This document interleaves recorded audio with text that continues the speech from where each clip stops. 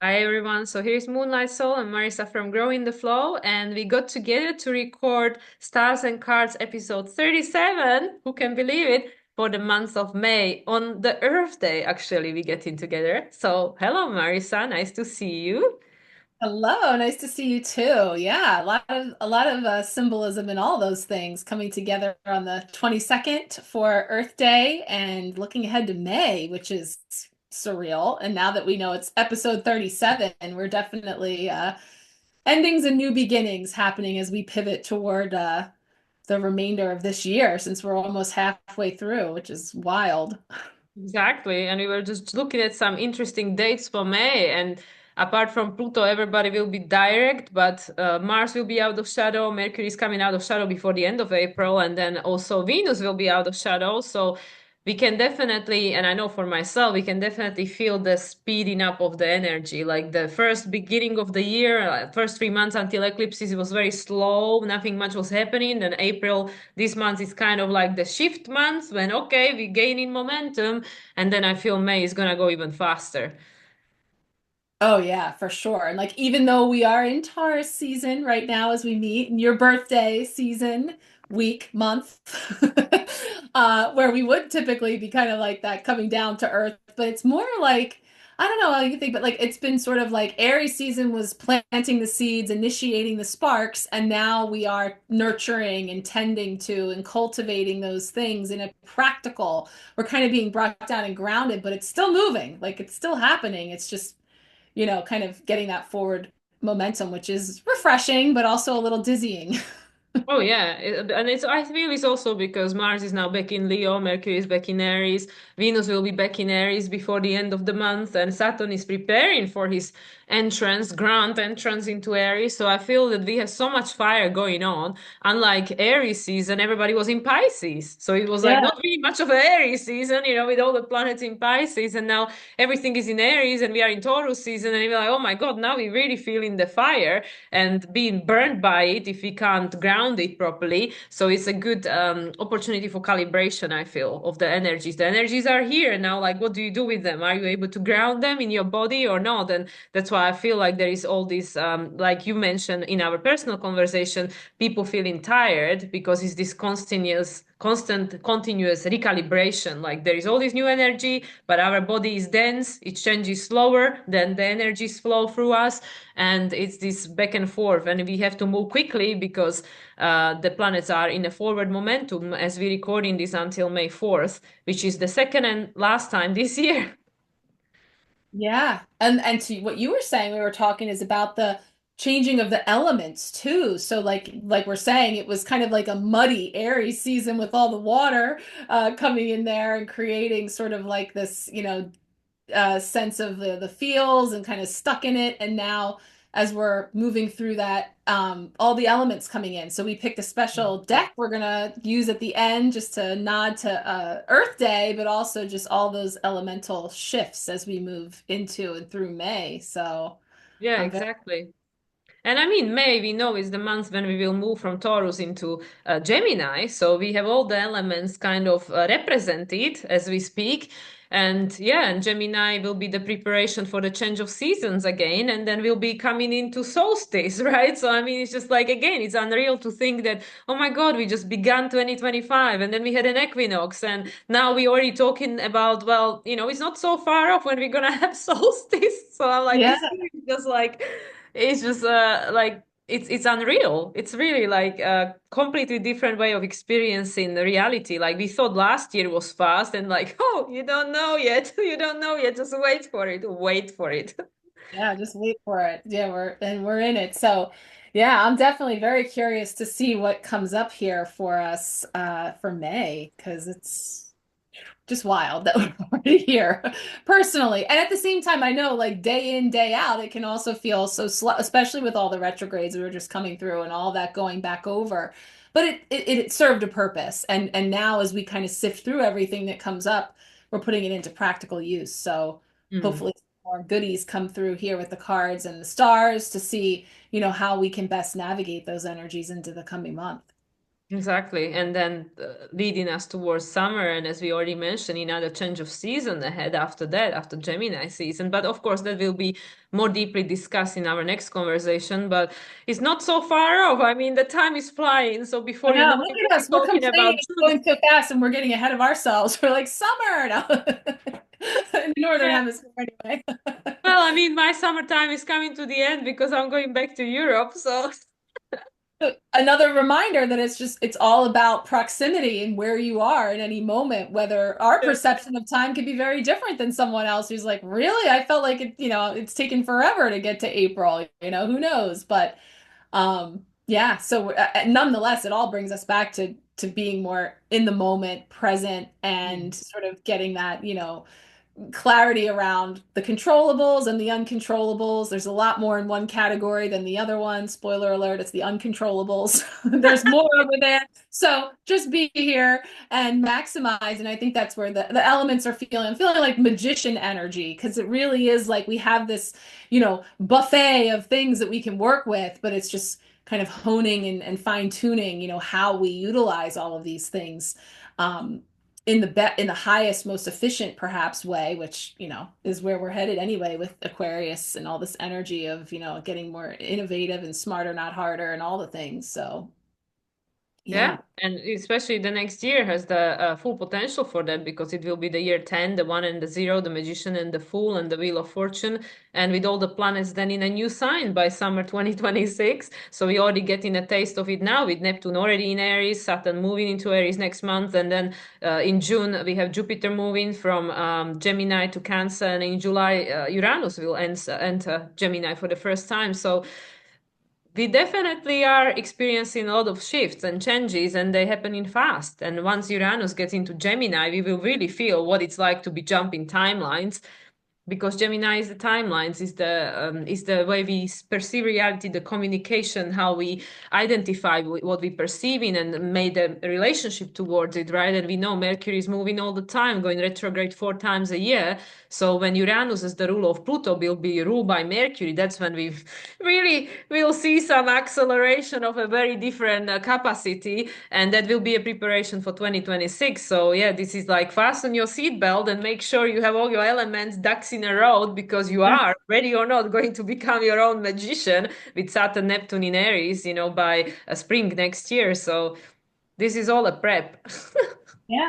And well, the good news with the magician is you have all the tools you need. You already have them. Just that willingness. And this is where the fool comes in as we're recording this, closing out April, this month of the Fool that we've talked so much about, with this energy of like just taking that leap because we're shifting that perspective into just curiosity and wonder and trust in, knowing that we have all the tools we need. We're Yeah. honing all of that. So, kind of starting there and then working with the table of tools and the cauldron and what are we gonna create here as we go. So we'll start with our lunations because we like to That's just good. tap into our good old Queen of the Moon oracle to see. And yeah, typically when we meet, we still have a new moon to close out this month, and then we have full moon in Scorpio and a That's new moon, correct. Yeah. right? And then Gemini New Moon at the end of May, but by then we'll probably be recording our next episode. Exactly. So we just kind of set that intention here with this card to come forward to just kind of give us a little conversation piece to kick into all of that energy coming in with those lunations. So let's see. Yeah, from the new moon to new moon, what will be the energy of the cycle ahead? Yeah, new moon to Taurus to new moon in Gemini with the Scorpio full moon in between. What is the energy? Yeah, let's see. Oh, that one just turned for us. Ah, we see this one with some regularity, don't we? Self-reflection. Well, Self, sounds like Taurus, right? yeah. This is what, number 17. Okay. So there we are at the portal, and we're seeing that reflection. Yeah, I mean the emotions are always there. So no matter what element we're in, there's feels, right? Because that's how we perceive of our environment with those senses, and we have those feelings and emotions. But I love how they're coming together there. These different aspects of ourself and reflection upon all that we were going back over, and now we've had this brief window of time with all planets direct and kind of getting that momentum to sort of digest, I guess, now here in Taurus season, what all that was, and then, what are we bringing forward now as we step through into May? Yeah, and I think, I mean, 17, there's like star card, right, in a major Mhm. arcana. So this really like especially makes me focus on the full moon in Scorpio because it's the illumination, right? And we have the fig butt, big fat full moon there on the card. So I really feel now being still in the Taurus season, which is all about cultivating the new foundation, putting the roots, seeding the seeds, right? And for that, we need to reflect like, what are we seeding? What are we cultivating? Where are we going? And is it in alignment with my needs and values with this Venus recently stationed in direct, still in her shadow until technically until mid-May, so until after the full moon in Scorpio. So a lot of people are going through a massive reevaluation of what holds a value, what holds a what holds a meaning, where are we going from now? And this year, like we said, we will end the May with the new moon in Gemini, then it will be the decision time. Like, okay, now what choices am I making based on this? What I decided has a value, has a meaning, makes me feel disempowered or empowered, makes me feel in control or not in control. So, and for that, we need a lot of self-reflection because how else you're gonna find the answers? You have to go into your feels. And I feel the Scorpio full moon will probably bring a lot of that because, Scorpio and also I mean, I don't know what degree it is. I think we'll be far to square Pluto. Let me check. It's 22 degrees. So technically it will be trine in the North Node. So that's good. Yeah, that's helping us to release whatever we need to release. But yeah, there is a lot happening. And I mean, everybody is feeling it in one way or another. Yeah, and I mean that, and I think that's good because you have to feel it to heal it, and also just to become aware of it.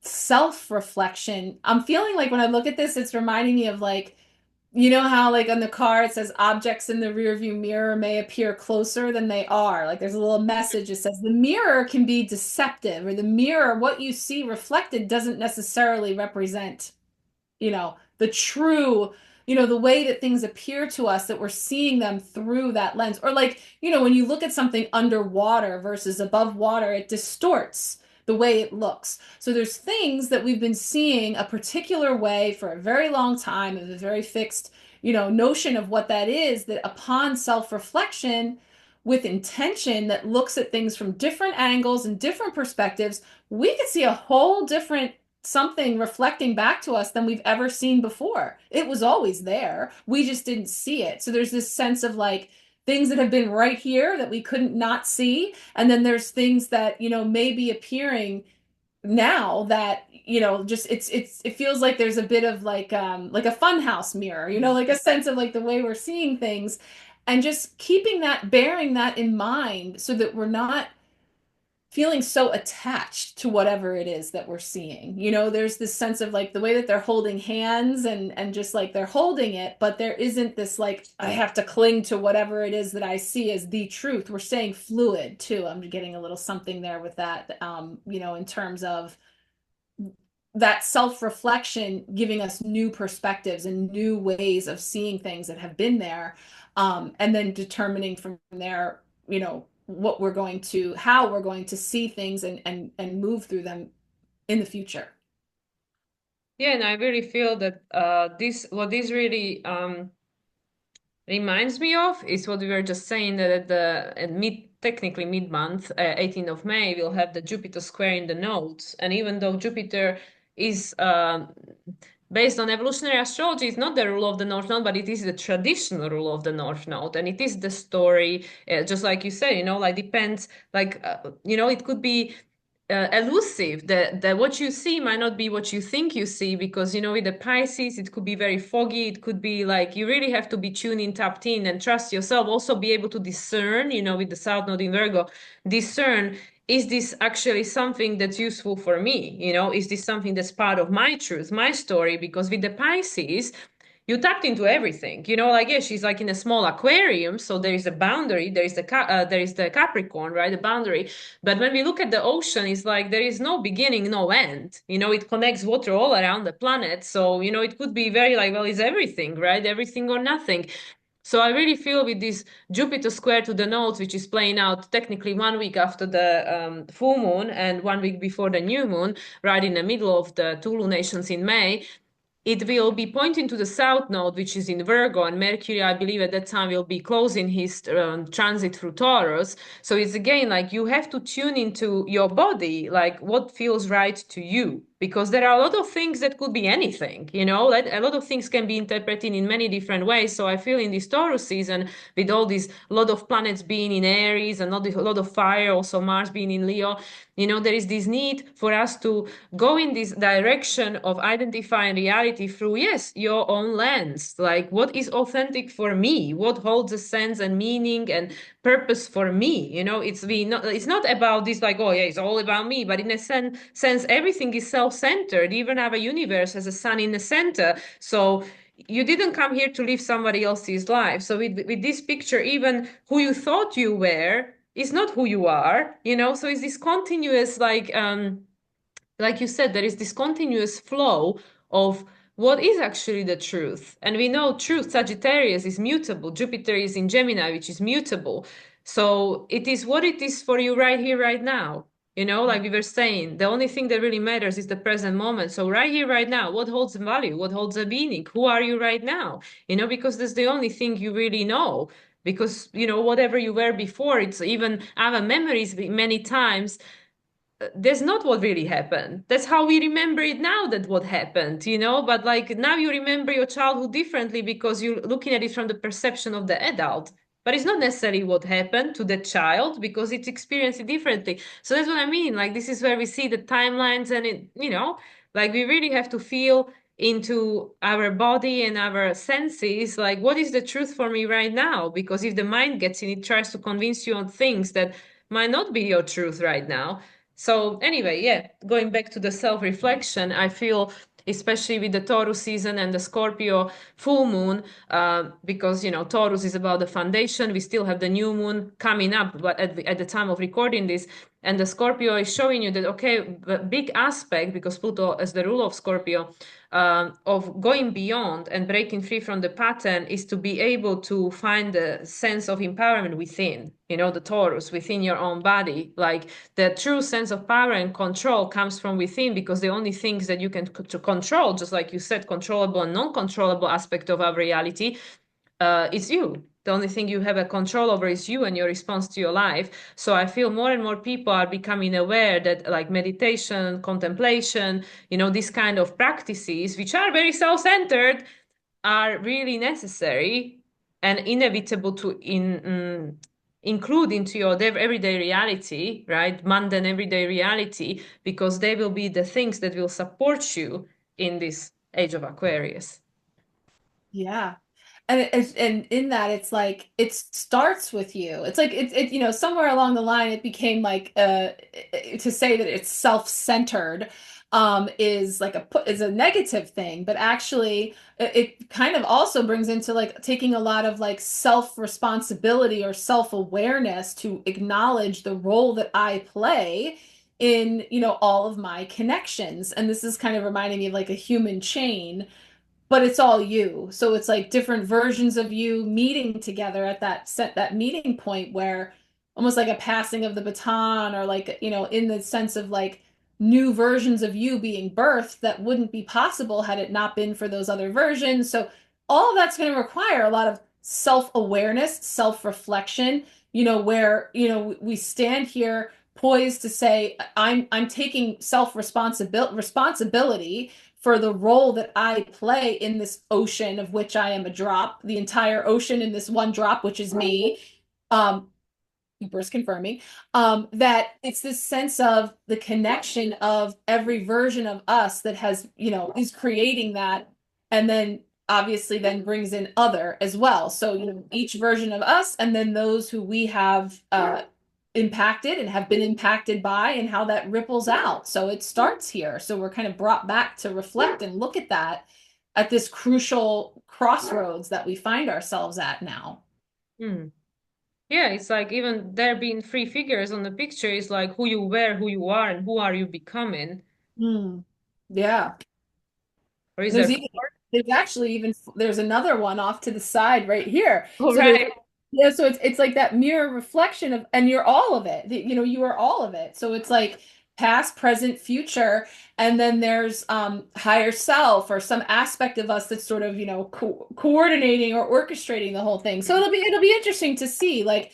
And I guess then for the new moon in Gemini, way a month away as we're recording this, then perhaps more of the then communicating that or expressing it. But even then with a new moon, I guess it remains to be seen exactly what all comes forward from this time of work, of getting down to business of doing the work right now. Yeah, I Yeah. think that's part of the foundation.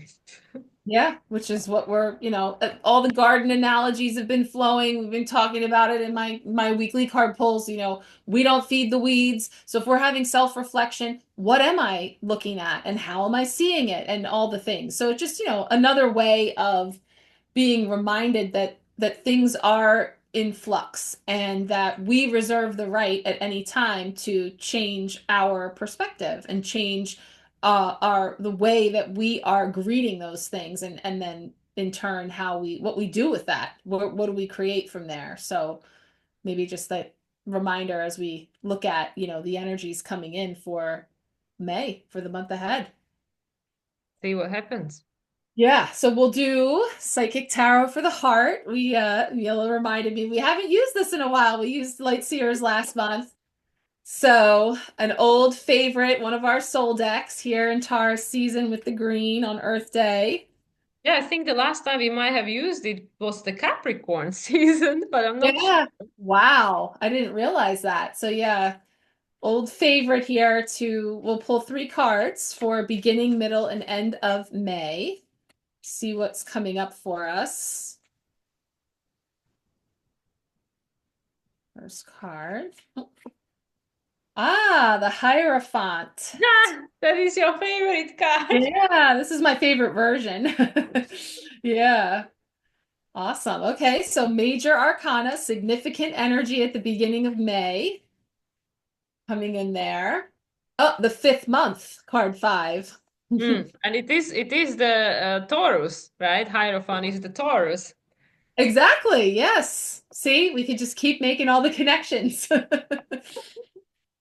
All right, so middle of the month. Ah, Two of Swords. Hmm. Something to see. So that crossroads in perspective. Okay. And end of the month. Again, they're just placeholders for us. We're weaving a story here to see what's coming in. End of the month. And then Wow. we have the Emperor coming in, lead, another major. Interesting.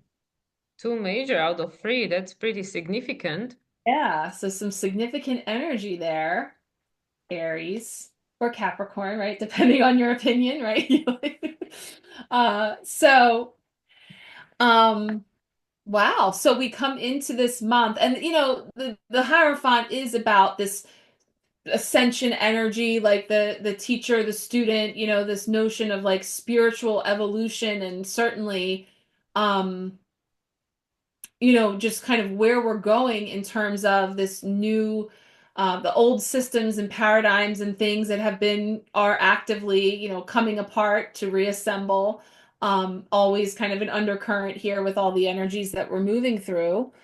But we come in here. The thing about this card, though, the Teach card, is it does bring a much softer energy in terms of the way that she's approaching what looks to be children and a dog. So there's sort of, I always just feel this card very like compassion. There's a lot of compassion and a lot of understanding for perhaps a lesson or something that I may understand or have come to lessons I've learned or something that others may not know, that I'm in a capacity of sharing that through in this case, I feel like it's my own actions and it's my own um energy that I bring to the class here in Earth's classroom that has the potential to have the most impact on other people when it comes to, embodying what it is that I want to see in the world. So when I decide, this is kind of like for me, like the we don't feed the weeds is I want to focus on what I wish to grow, what I want to bring forward, and be sort of like a teacher or a beacon or a holder of that energy. So I kind of feel that in her, just the way uniquely that it is in this card. But obviously, the Hierophant has a lot of other associations too. It's interesting that she's dressed in that purple, right? White and purple, which is like bringing the violet flame of healing and kind of like trying to like neutralize the energy. So yeah, but with the sun behind her and also the dog and all these different groups of people and stuff, because the Taurus, in one aspect of it, is like, what do you value in yourself? What do you see as that contribution towards the world that is actually you? Not something that I don't know, that you can improve your looks and then, okay, whatever. But what did you actually bring with you and also through your life? What did you, just like you were just saying now, like what did you learn through your own life experience? And this is the trine between, Taurus and Virgo and then to Capricorn, the grand earth trine that, yeah, like we come to earth, we have this body that through which the spirit embodies this experience, walking on earth, the hero journey, human journey, fool's journey, and then we share, right? Like, okay, I came here with certain attributes, certain gifts that I are part of my soul signature, just as you, just as everyone. We all have our unique gifts, and then we cultivate those and expand those through our life experience and also through these gifts and our own imprint onto the collective experience. We creating a ripple effect of change, because now I've done something differently, because of what I came here to offer or impact the world with by being just who I am. And this is then something that we can passed on, right? Like, yeah, this is how I did it, and then the breaking of the pattern, the big aspect of this, because Taurus squares Aquarius, right? Opposition with Scorpio, and then also square Leo, which is like by us continuously um, discovering the new versions of ourselves by what we value and our sense of value through challenges and stuff, we have having the opportunity to break these old patterns that was established by having to have to survive. That's the baseline of Taurus, survival, essential needs, basic instincts and stuff. So us going through life and being able to break that pattern of that is just all about survival, but actually understanding that, well, we all came here to contribute something to this greater world, this greater picture, and that value of that is within you. And also by you cultivating more of that through your life and experience, and then you can pass it on to others, to the next generation, and they will run off with it and make something new out of that. And that's where the detachment comes. So it really is that continuous journey, the fool's journey, which always helps us to create new sense of value of ourselves, other, and what it is that we value about this experience. And then being Taurus, that's also connected to Earth, planet Earth, like the value of our experience on planet Earth as a earthbound soul. Yeah. Yeah, and that was making me think too about what you were just saying there. First, I was getting like staying teachable too, like open to learning new things, even from old lessons that served, that we always understood to be a certain way, just like what we always saw in the reflection that Mm. now is starting to change shape and looks different, and being open to new ways of teaching and being and learning, but also oh, there was something you just said there that pinged for me, and I'm trying to think of what it was because it just went out of my head that quickly. Um, it doesn't negate what we've learned before because it served, and it also can be rendered obsolete in terms of like, things that we created out of a need for survival or that served a purpose before there was something new that came along.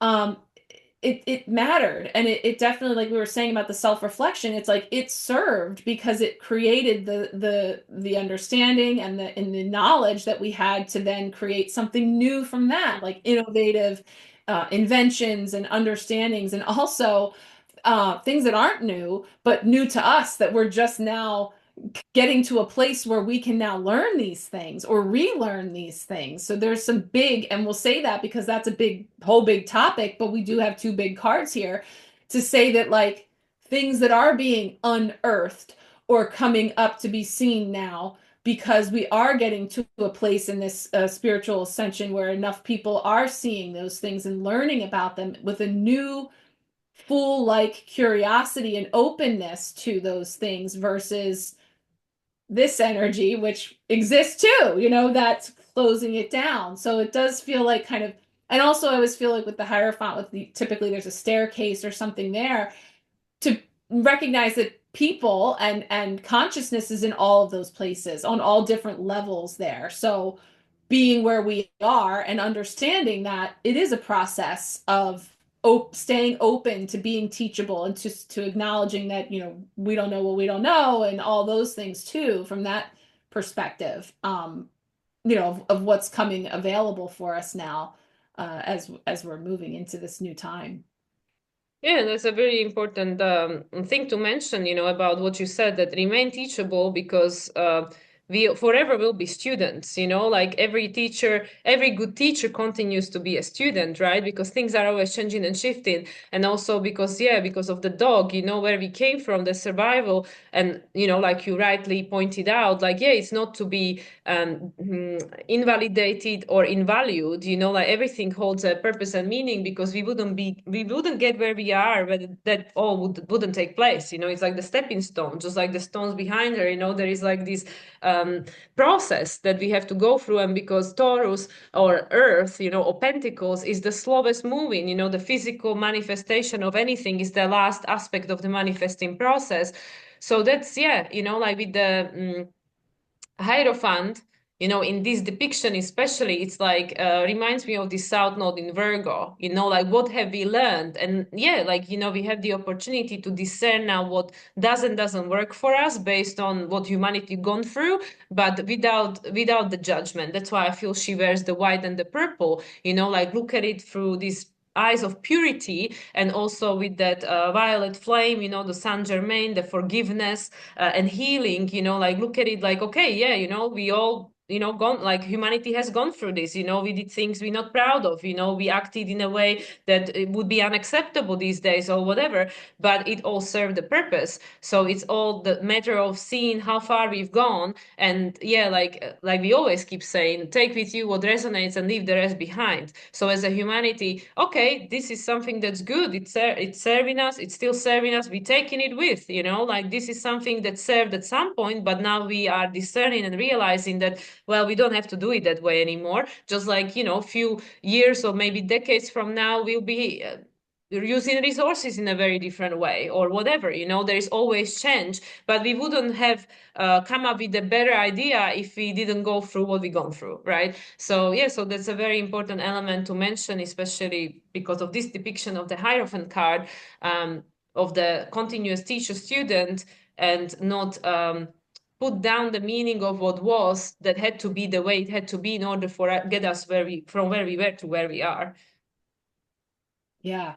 And then also to your point about the last part being the physical, really whether it's the pentacles or we're talking about this earth element of, bringing it down into this physical manifestation, that also is a process that's unfolding that doesn't hit all at the same time. So oftentimes there is a frustration when perhaps others, maybe that as consciousness rolls out, everybody's not on the same space on the staircase. And it's not a matter of higher or lower, it's about frequency.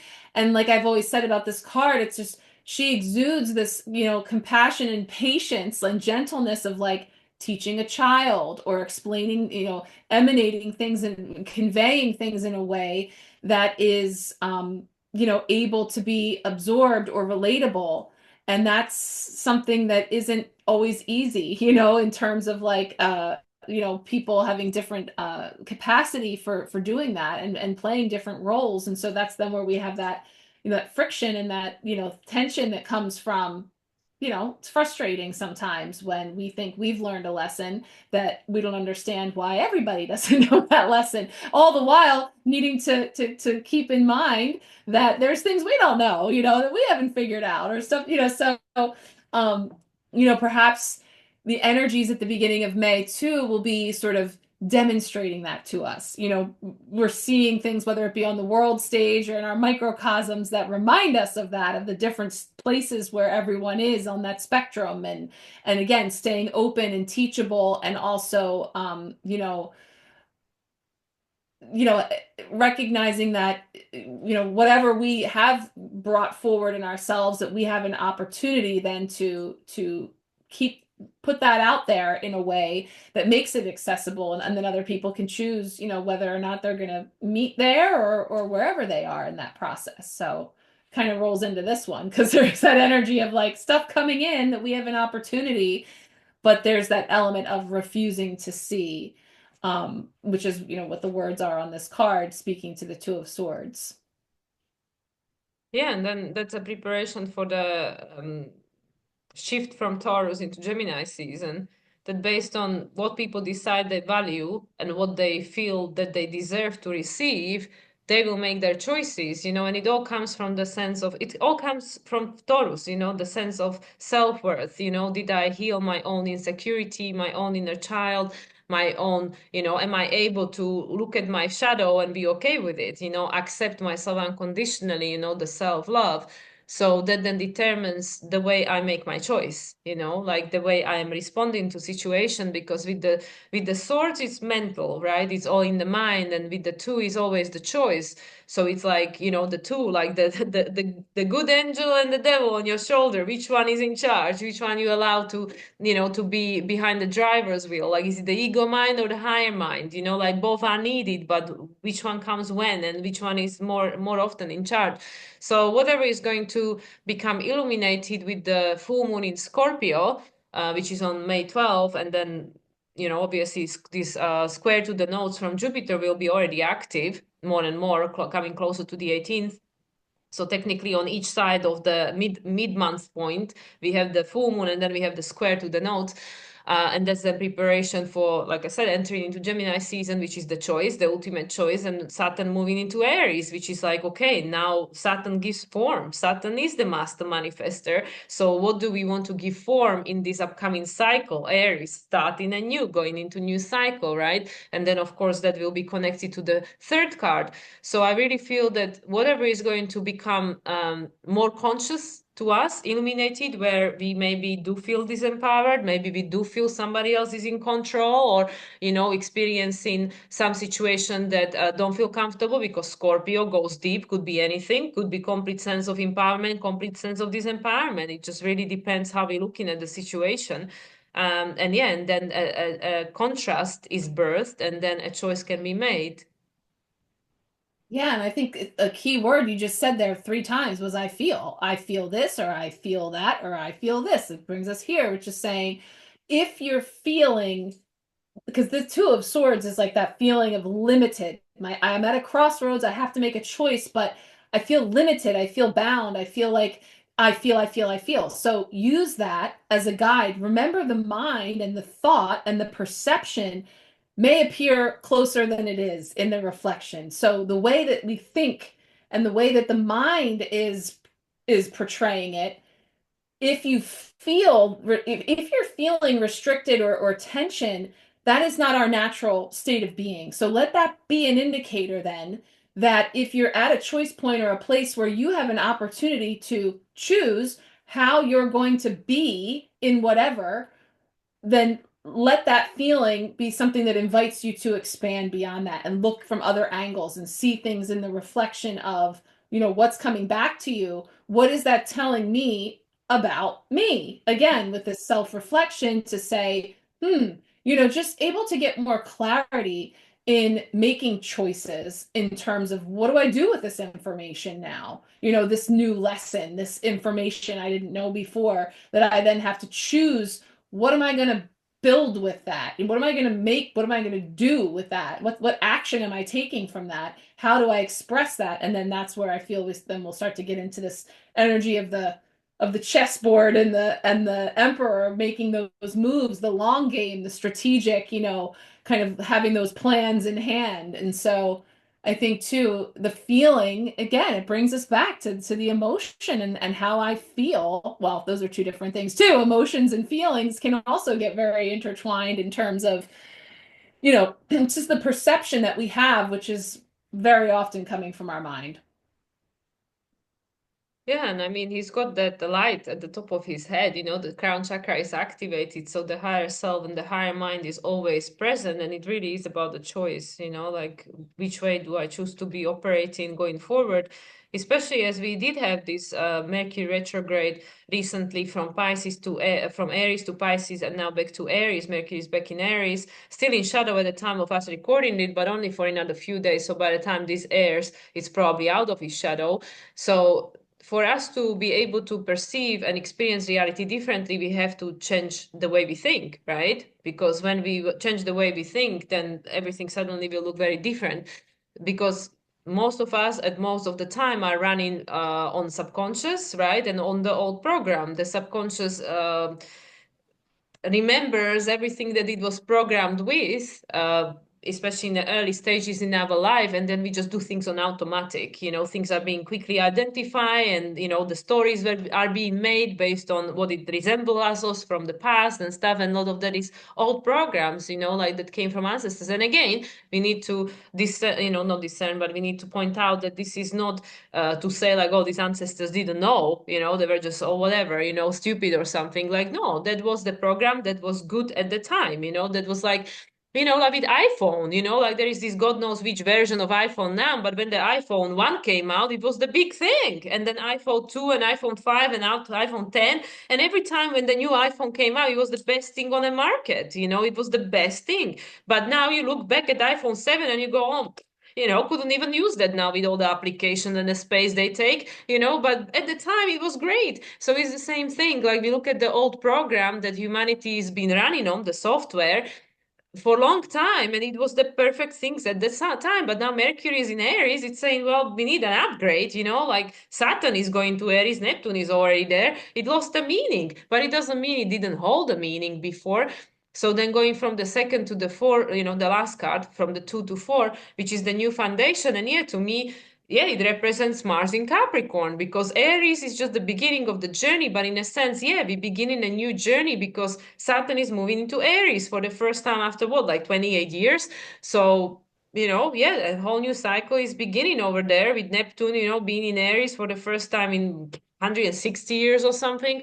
So these are big cycles, cycles within cycles, and we all part of them. With the nodes in Virgo Pisces, everybody's part of it because it's the spirit and the human journey, that is the game we play in here on planet Earth. So with the number 4, it's like, okay, based on the choices we made, the lessons we learned, and the reflections we've gone through, what is the new foundation? What are we choosing? What is the new plan? He like literally holding the blueprint. What is the new plan? Where are we going with this? Yeah, where are we going from here? It's funny, you just gave me an analogy, and I don't even know where it fits in, but about the iPhone. You've said before how um we used to pay for ringtones, We used to think it was a good idea. What I did, we used to like if you wanted your phone to play a certain song, you could pay money to have a ringtone on your phone. And now your phone typically lives on silent and you don't want anybody to call you. But it used to be a big That's deal. me. That's me. That's not everyone. That's just Yeah, me. live on silent and just text me, like, or message me, like, why are you calling? But like, we used to think it was a great idea because we thought it was so cool that it was novel that you could have. I used to have Sweet Child of Mine by Guns N' Roses. You would pay like $1, $1.50 to download a ringtone that you could make your phone play that was above and beyond the factory settings of those old chimey ringtones that we used to have. And so it's just it's marking what we were saying about it doesn't negate that, like, yeah, we used to do that because it was novel, it was new, it was something that we could do that now over time it's rendered completely obsolete because it's like Yeah. I don't even want my phone to ring out loud, let alone anybody to be calling me. So it's just a sense of like perception of how things do change, And like, that's a silly example, but I just feel like there's a stuckness. The thing about that, the crown being illuminated, but the fact that there's that armor is Mm. that refusing to see, which weighs heavy on the head, which creates navel gazing, which is what's going on there, where there's this limited perspective. There's this, and that's where the self-reflection crosses over to being self-absorbed, like being overly absorbed in whatever that is that's so limiting. So now, with that sense of opening up, letting that feeling be our guide when we're feeling that, then we get down to, okay, well, what do we do now with this new information or with this new trajectory that we're on? Like, let's draw up some new plans. And it's I feel it more in, like, I guess it's the Aries energy then of like, okay, let's see what's next. What are we going to do with this versus like, oh, well, what was all that for if now we're just scrapping all of that to start over with something new? So there's this sort of more of an excitement or an energy of, okay, what are we creating? This guy always gets us because of that mirror, that or shadow, I should say, reflection behind him in terms of like, again, different ways to look at things, different ways to perceive things.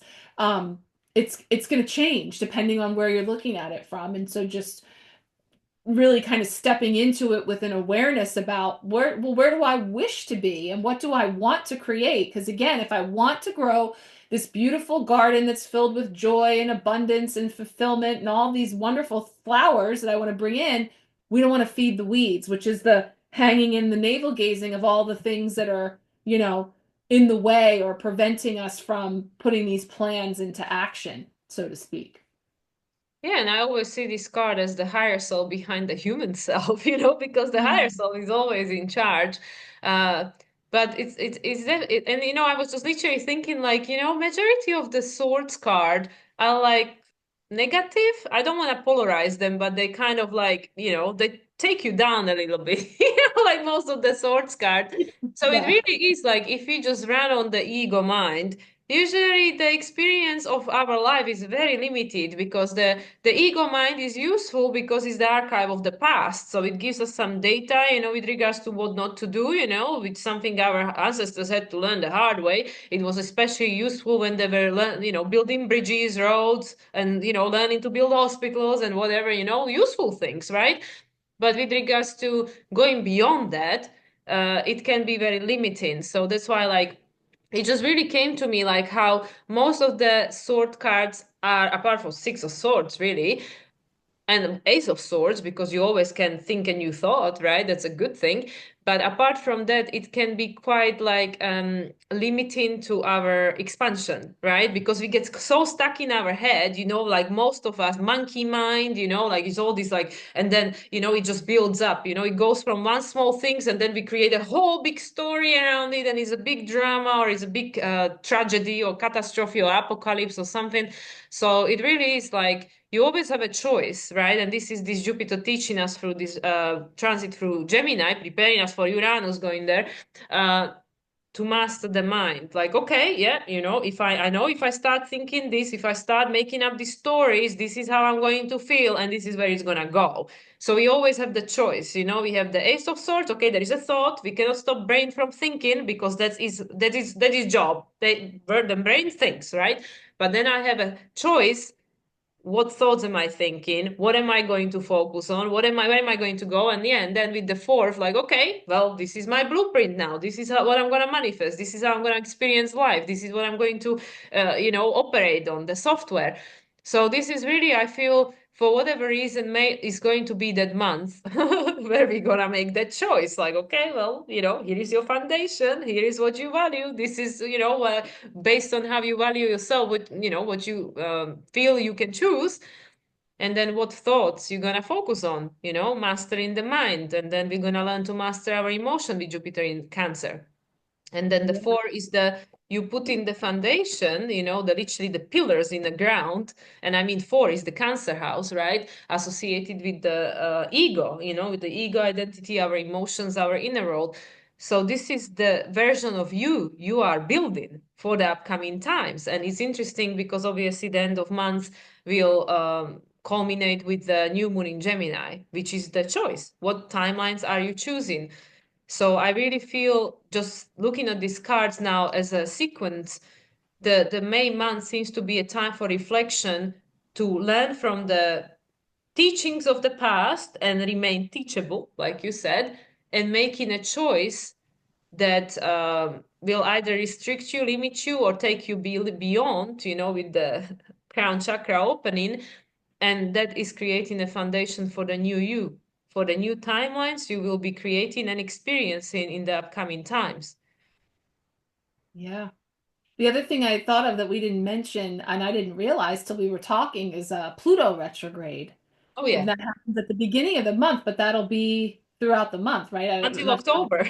yeah, Yeah. yeah, that's a long one. That's a long one. We're in for the long haul. So that feels, I don't know, I'm feeling like it's relevant because of this death rebirth energy of like going, kind of looking at all those things as you were just describing and then deciding what we're going to be birthing from all of that with these plans, with this foundation that we can set, with this choice to have a new mindset or a new perspective because we are understanding then that, again, the reflection can be deceptive. What we see and what we believed and understood, or however, or if it did serve, but it just doesn't serve anymore, then, how are we weaving that into the new plans? And it's really cool. I mean, when we really look at it, the cards, especially the self-reflection is just like, well, you just have to go inside and process it for yourself. But even like with the four, like the way I see this card, but it's not limited to just that perception, is that, as I already mentioned, human self and the higher self, the ego self and the higher self, and both have a role to play because without ego, we wouldn't get out of the bed. What would be the point, right? You have to have a healthy dose of ego. But it's that choice, like which one is in charge when, and then it takes you back to five, which is the number of chaos, is the number of like, things can happen outside of your control to change some directions and stuff. But also is a very spiritual number, the five elements and stuff like that. So it really is about, going back to that violet pill and stuff and going back to the higher self. Your higher self doesn't judge you. The source, the guides, the ascended master, they don't judge you because they're just because this is the thing that most people misunderstand, because especially because of the religious dogma. We all are already enlightened, we all are already ascended, because we all source. We didn't come here to like I don't know, become whatever. No, we just came here to forget and play a game and do your best, right? But your higher self, because at the end of the day there is nothing there. The source is the void, there is nothing there. The universe is is everything and nothing, is the potential, right? So you go out there to planet Earth and manifest, right? So in a sense, with the fifth, like you can choose. Okay, do I want to keep repeating this lesson or not? The higher self doesn't judge. It's just so well done for like putting your hand up again to go. Okay, I'll go again and try. I'll try again. All right, see how this one goes. So it's not like, oh, you failure or something. That's us. We choose to look at it that way. So in a sense, it doesn't really matter what you choose. It's just like, well, do you want to feel better, or do you just want to keep relearning the same lesson? It's up to you, really, because it's like the higher we go in the dimension, the more it's neutral, it's less polarization. So it really is just connected back to the self-reflection. We all are reflecting on ourselves. What do I want? And how do I feel? What changes do I feel I need to make to go from where I am to somewhere else? And then just try the fool's journey. Try, do something different. Try again, because that's what it's all about. The 10, the one, the beginning, the ending, and the new beginning. So you have that journey, you learn those things, you bring through those lessons, you have those experiences, you get to kind of that point of like, okay, now what? What do I want to do now? And I can make a new choice. But also what you were just describing, it's like this card, it's there the whole time. Just because I can't see it doesn't mean it's not there. And so that's the thing with the self-reflection too, with seeing things in a new light. Mm. It's there. It's already there. The reflection hasn't changed. It's just my perception, my willingness. Because again, if I'm stuck here, I'm not seeing it, but it's there. So let that be something that gives us a sense of hope and wonder to say, if I acknowledge that core aspect to be true, that I know that I am coming from source and that I'm already enlightened, I already have all of that. It's just a matter of me recognizing it in myself so that if I'm feeling anything other than that, I know I'm not done. Like I'm still going. And so I have a choice then and that's what that was all saying. And then yeah, like you're saying, I think then that brings us here to the drawing board where we have that opportunity then to continue to seek that out, maybe through fresh eyes or a new perspective or with new information or whatever it may be. So yeah, it really feels like May is sort of an opportunity for us to uncover, excavate, or, make new observations that are here already, but it's just a matter of continuing to gather some of those things for, the project, the plan as we're moving forward. Yeah, to continue to embody them, because I mean, even this full moon, right? It's 22 degrees, I believe I said. Mhm. Capricorn Deacon, also Capricorn, the self-mastery. And it really is like that, it's just like, it's so crazy that really with these swords, with the mind, that tries to convince us about all these things that in most cases are not even true. There are, Yeah. in most cases, they are really just stories and opinions and stuff. And then it creates so much suffering because we forget. So I feel like more and more, as just like you said, people are awakening, more and more people are starting to ask questions, realizing, like being curious about things that before they would just sweep under the carpet and stuff, because collectively we have made a choice to go somewhere where we haven't been before, right? And now we just all like catching up with it, a few years later or whatever. And it's a continuous process. Obviously, it never ends. It's never done. It's never ends. But more and more people now are becoming aware of this choice that we made as a human collective consciousness. And that's mostly because the choices we were making until this point, we are grown and they don't feel good. They don't feel good. And what do we want? Everybody just wants to feel better, right? Like most of the things that we say we want, why do we want them? Because we think they're going to make us feel better, that they're going to make us feel happy, right? So most people are not feeling better, they're not feeling happy, so they finding or seeking things that would bring more of that what they don't have in their life right now. And then of course we can go into like, well, you can be happy at any moment, at any time, inside of yourself, inside your head, blah blah blah. But yeah, but yes, the work is inner and then the outer reflects it. But now more and more people are willing to do the inner work because they want the outer to start reflecting it and they don't want to just sacrifice anymore. So anyway, so all in essence, we are right on track. That's really the whole point. We are right on track and we're going exactly where we meant to go. And how we gonna get there and what it's gonna look like for individual, when you look out of your window in your car, that's up to everyone to decide for themselves. Yeah, results will vary because it's up to you, and it just all takes you back to that self-reflection in the mirror. So that's really interesting to me to see how that unfolds this month because it really is about just how you're perceiving it. And if you don't like what you see, look again, and make new choices and play with it though. Like again, that Fool energy is still carrying through with this sense of like doing it from a place of we're not panicking, we're not, feeling that like really tense, like I have to figure this out. It's more just like, okay, yeah, nah, that doesn't really, feel right or, whatever. Keep up looking for, something that reflects back to you, something that feels aligned, and then take it from there. So I think May is really going to help us to kind of sort through what's already there. It's not necessarily new, but it may be new to us because we're now coming into a space in our own time, everybody on their own stair there on the ascending stairway of seeing things in new ways and being open to trying new things and new choices to create something new. Yeah. Exactly. So we have a look at the elements then. Yes, I was thinking the same thing. We have a fun little nod to Earth Day. We're doing a Stacey DeMarco day between Queen of the Moon Oracle and this beautiful, very shiny elemental oracle. So we've never used this one before. I don't recall, no. No. So we're just gonna ask for a little bonus message here at the end with an oracle card to punctuate our May messages. So let's see what comes up on the card.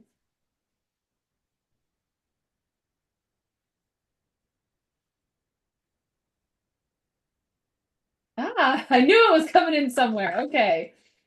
Magic, the magician. So Awesome. part of magic. What's that number? Is it 43? three? Okay. Seven. Beautiful. Neptune. Yes, alchemy. Beautiful. Okay, and it's in our hands. So let's check it out and see what the elemental oracle has to say. The emperor can't take it. Too much magic. No, he likes to be in control. Operating from much more logic than things that we can't necessarily touch. Okay, so let's see. Number 43. Yeah, alchemy, magic. So there is magic to be found everywhere if you look for it. You are the magic. Magic is not a miracle, although it can sometimes feel like that. Doubt kills more dreams than failure. Have faith in your ability and weave together all the disparate pieces.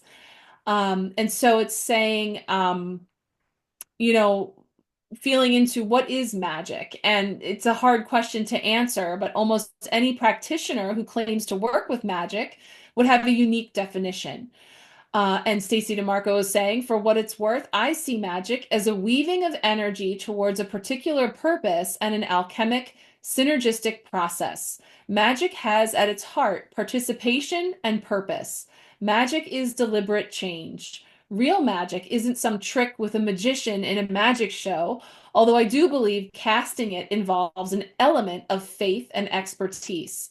Faith because we extend our own confidence and energy into working and expertise as the ancient and modern recipes of incantation and ritual dictate. Spell casting does have rules, a skeleton, if you will. Hmm. The emperor is having his say then. Okay. So we have some rules here. Um, you need a clear purpose and intention, and you need to be able to raise power, to release it in a focused way, and then take a physical step to start the transformation. Magic is commonly extended to heal, attract, repel, protect, lighten, and clear the way. And all workings with intentions such as these have a layered set of instructions and combinations of elements to make them effective. These might include specialized timing that includes the seasons or moon cycles, words of power, and certain thought forms. Elements that are all organized into a set that will influence time, space, atoms, thoughts, and electricity. Magic is a doing word, a working, a process. Magic to me doesn't exclude science. In fact, it is part of science, probably influencing it at an atomic level. That we don't exactly know how this all works doesn't make it incorrect or fantasy. After all, scientists are still trying to work out dark matter. And the elements are fire and air. So that feels like a lot of the things we were tapping into, because just because I don't see it doesn't mean it isn't real. Hmm. Right here and right here. Because just because I'm refusing to see, just because my reflection looks different, doesn't mean it isn't real. So that's really interesting. I love how I was feeling that magician energy from the beginning because it is. It's like we have all these elements to work with and all these things that we're ever learning more about, so this is like really it's happening like live in the world right now where we're learning new things about science and medicine and ancient history and all the and space and all these discoveries that are coming up that were always there. We just weren't in a place that we were ready to receive them. And so with this sense of some of us rebels at heart, we don't like to hear that there's rules or that there's necessarily a particular way of going about it. But hey, there's something to be said for the fact that it doesn't hurt to have a frame of reference and to have sort of like intention and ways in which we try to harness this energy in the universe and bring it down into that physical of creating something of matter. So that's kind of cool. It kind of touches on all those cards. Yeah, for me, especially as it came next to that Emperor card, was that responsibility because I feel, and very likely from next year onwards, especially because of the Uranus being in Gemini and Saturn, Neptune in Pisces. So the whole new cycle is beginning. Chiron is going to go into Taurus next year as well. So we have all these major shifts, and I really feel like, well, you always had the ability, you always had all this to your disposal, but we didn't have an access to it because, because of our thoughts, because of the level of density that we were moving in, and these things are high vibrational, or not necessarily, not always, but I really feel that all of these things are becoming more and more available as people can see, like how, the manifestation, like seeing the things manifesting much faster and stuff. But it takes a certain level of the responsibility and maturity, because otherwise, yeah, it could be misused and used towards something that is not for a benefit of all. And now we know that because of the old karma, in a sense, and this is just my interpretation of the energy and my opinion, I'm not saying this is the truth, but for me, this year, the year 9, it's about breaking free from the old karmic contracts. So we no longer will be past oriented but future oriented. We are now going to be moving from trying to continuously resolve the past and looking at the past and like just trying to waste balance some karma of the past, where 51% of the karma is done, then you're good, you're good, you can move forward.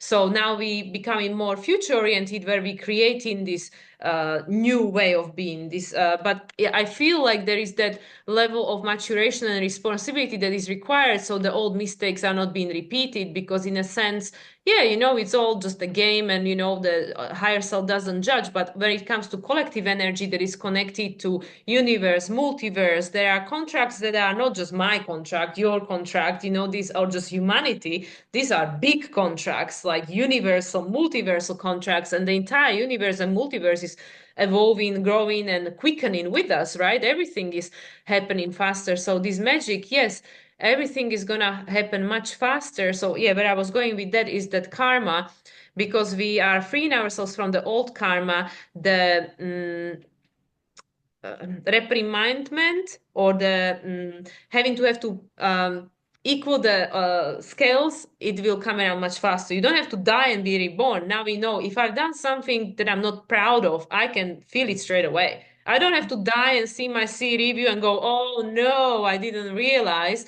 because of our level of awareness and the vibration rising, and us being aligning to being more heart centered rather than more logically focused and stuff, like less in mind, more in the heart. We feel when we've done something wrong, so we don't have to go through lifetimes to try to correct it. You have to correct it right here, right now, because it's much harder to live with it. So that's what I mean, like everything is shifting. So this is like the main thing that was coming for me with the magic, because the magic always was, is, and will be. We might not have been aware of it, believe in it, or haven't, or felt we didn't have an access with it, and now it's all becoming much more present. The magic and miracles are happening every day because we attune to it, and we are more fine-tuning our subtle senses, the intuition and stuff. But it takes a level of responsibility and maturation, and it just that just popped up for me because of the proximity to the Emperor card. So everything is at your disposal, just like you said with the magician. All the elements are at your disposal. And now through this year, Hermit year, self-reflection year, we are cultivating that level of maturation and self-responsibility to this time use it wiser than we did in the past. So it's granted. The magic is granted. It's there for you. But the universe is not hoping, because it doesn't have the human characteristics, but you are being challenged to use it in a different way. Because if you don't, the effect of that consequence will be much faster to come back. Yeah, exactly. That's a great point, and I think that it kind of goes with what that was saying. And my little spiel for the magician is, as I said, you already have all the tools that you need, but you need a willingness to work with them, to use them and play with them in different ways to see what works and what doesn't. And that's what you were just describing, is you must have a willingness to make mistakes, to have a hypothesis that doesn't turn out the way that you intended, which was the other part of that. There is this the structure of the responsibility and the intention. That's Hmm. what really matters. We're going to make mistakes. Things aren't going to work out. They're going to go wrong. But if the initial Hmm. intention is pure, or coming from this higher vibrational place, or that's all that matters. It's not black magic, if we will, or dark Yeah. magic, in the sense of, with ill intention. And yet it can still be a mistake, something that didn't quite work out the way we hoped, or that we learn something maybe the hard way from it that maybe we regret or go through that process of repentance or however, like you say, it no longer needs to take another lifetime because we're already stepping into it with the openness, the curiosity, and wonder of the fool, but also taking responsibility as a magician who has power, has real power at their disposal, where it all begins with the intention that you have. It's not about whether that trick works or it's success or not. It's about I think, the intention, which I think is the other key part that was saying in the oracle as well, is that matters. Yeah, and that's a good point because yeah, the child, the Aries energy, the Leo energy, doesn't know, it doesn't know that is the aspect of making mistakes just for the sense of discovery and then the self-discovery. So we go back to the Hierophant or the way it's depicted here, that you will always be the student and the teacher, and therefore you will always be learning. And yeah, and sometimes you get it wrong, and that's part of the cycle. So yeah, so that's a very good thing to highlights that it is about intention and the purity of the intention, like how we enter into process, because the child is also the integrity, because most of the time the child doesn't know any better, but it doesn't mean harm. It just needs to learn, right? So yeah, I think that's a really, really nice message to um, top this reading up. Yeah. I think it wraps it all up for us that there's more to be illuminated and more unfolding, but that we are learning and we are expanding. And so it's just really a reminder for us to have that self-reflection and that perspective and really be in tune with that, but also make the magic, have a willingness to try those things. And just really, it's about one last time. We don't feed the weeds. So if we're focusing on our intentions, and those intentions are to bring forward all those new things that we wish to have more of, we can't go wrong. Yeah. Perfect. That sounds like a good closing message. Yes, I agree. So, Awesome. That was definitely, I feel these are very inspiring energies that are coming through for me. yeah, I'm looking forward to seeing how it all unfolds amidst a whole lot of activity and things that'll be happening. So we'll definitely have more to talk about when we meet mid-month, perhaps on IG Live to check in and see how things are unfolding for May. Yeah, perfect. Yeah, I will be back in Europe by that point. But So where in the world will Mila be at yeah, that time? waiting my sunshine here in Mexico. Oh, well, thank you for bringing it for us for all these episodes, and we look forward to what's on the other side. And there'll be. You look forward to experiencing it by yourself now that the spring is here and summer I'll is take coming. that torch from you. Yes. That's it. Awesome. So, what offerings do you have for May, Marissa? Share with people. We will be kicking off the May Empowerment Sharecast with new weekly messages and pick a cards and some fun things going on over there, which is my loving service. And then, of course, if you would like to work with me more comprehensively, we have the Empowerment Pack kicking off for May. Well, I don't know when we're putting this out there, but I was to say new moon, full moon readings, everything, a la carte options, all the spring things are out there. So we'll put the link there to show all of my special offerings. But speaking of specials, I think you have things going on to share too. Well, we haven't decided when exactly we're going to be airing this, but I assume Yeah. it will be before the end of April. So, yeah, I have my 40th birthday 40% off sale running Happy until May birthday. 1st. Thank you. So yeah, so if anybody would like to book a reading, obviously I will be in Europe from May onwards. So just bear that in mind with regards to time difference. But yeah, plenty of slots still available for May. June will be a bit all over the place because I'm doing a lot of back and forth travels. But yeah, then summer, obviously, summer is fully available. So whenever you feel the need to connect, you can just book it now and we can decide about the dates later. But yeah, 40% discount. I will not be running sale like this until probably Black Friday. So this is your opportunity to get readings at a heavily reduced price. That's a great offer and definitely well worth it. So I definitely suggest that. And that's a great idea. Snag it now, schedule it later. So that works too. Thank you.